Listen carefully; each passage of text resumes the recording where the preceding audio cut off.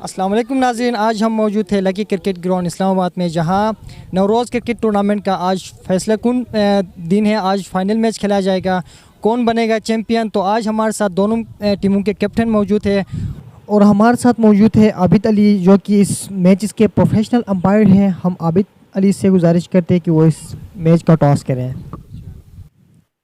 Head is the call and let's सी।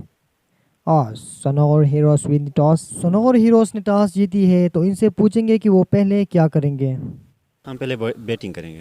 हाँ जी। क्या सोच है, आज ये बहुत ही प्रेशर कुन मैच होगा, दोनों में बहुत टफ टीम है, तो आपने कोई चेंज वगैरह कुछ किए?